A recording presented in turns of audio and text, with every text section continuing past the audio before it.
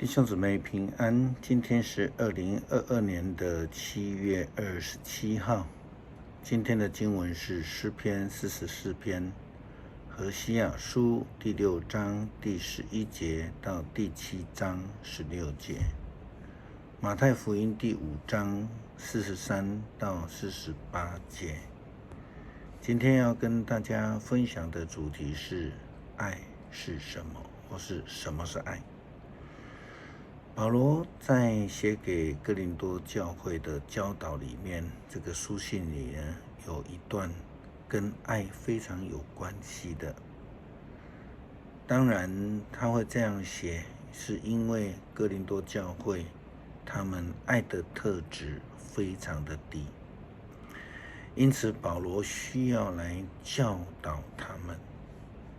哥林多前书13章第4到第8节，我们非常熟悉的经文这样说道：爱是恒久忍耐，又有恩慈；爱是不嫉妒，爱是不自夸，不张狂，不做害羞的事，不求自己的益处，不轻易发怒，不计算人的恶，不喜欢不义，只喜欢真理。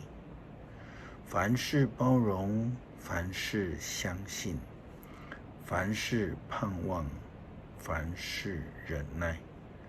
爱是永不止息。先知讲道之能终能归于无有，说方言之能终必停止，知识也终必归于无有。因为这个特质都是来自上帝的，上帝的爱其实是毋庸置疑的，就如同约拿先知这样说道，他说：我知道你是满有慈悲怜悯的上帝，你不轻易发怒，有丰盛的慈爱，会改变心意，不惩罚人。约拿书第4章第2节。上帝对外邦的尼尼微城的人是如此，对于选民，对于基督徒也更会是如此。虽然以色列人从历史下来，他们仍然是假意的后悔，却真心的去行恶、拜偶像、违背上帝，但是上帝仍然以爱来爱他们。可以说，他们在上帝呈现在上帝面前的行为都是恶行。何西阿书这样子告诉我们：每当我要复兴以色列，医治我的子民的时候，我总看到他们的罪恶，他们欺骗、偷窃，在街上打劫，他们没想到我会记住这一切恶行，他们恶贯满盈，罪行都暴露在我眼前。上帝仍然差遣先知去呼唤他们回转，虽然先知预言他们即将遭难，但是先知的话中却是一再出现这样子的话。先知说：却没有一个人向我求援，他们竟不知道自己的死期快到了，他们仍然不归向我上主他们的上帝，他们并没有诚心向我祈求。这些话都显示上帝在耐心的等着他们，就如同成语所说的恨铁不成钢，那个意思就是说，要让铁能够成为钢，就是要用急火来烤，就是要用铅锤来炼，然后这个铁才能慢慢的变成为钢。上帝爱那一些违背他的以色列人，就是这样子，就如同锤炼一个生铁成为钢一样，让他们去遇见自己所选择的灾难，然后上帝仍然在等候他们回转，真心的祈求。上帝只有一个心愿，就是赐下他的慈爱、怜悯以及赦免。上帝不记恨，但更爱他们，因为上帝是真爱。他也呼召我们这些领受了他的大爱的人们，成为他爱人的工具。如同申命记的诫命所说的，你们要全心全情全力爱主你们的上帝。另外在利未记19章17节到18节这样说道，你们不可怀恨亲人，要坦白指责你同胞的错误，免得自己陷入罪过。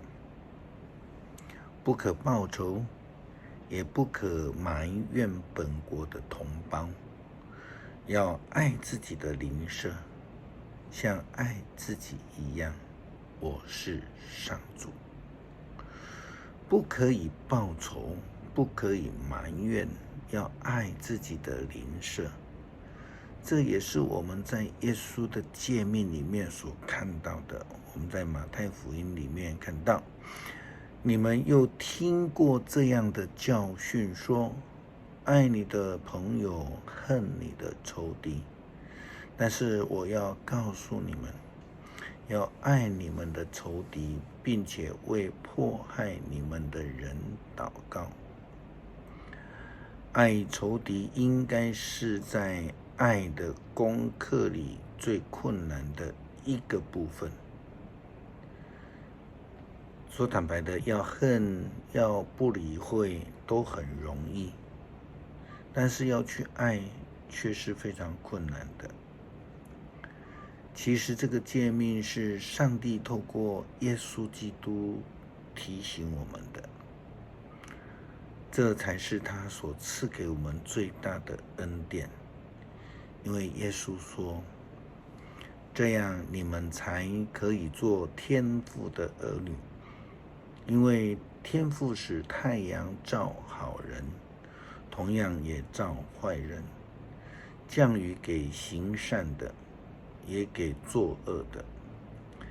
假如你们只爱那些爱你们的人，上帝又何必奖赏你们呢？就连睡棍也会这样做。假如你们只向朋友打招呼，那又有什么了不起呢？就连异教徒也会这样做。你们要完全，正像你们的天父是完全的。我们如果这样做，才能成为天父的儿女。天父的儿女就要得到赐福，得到平安。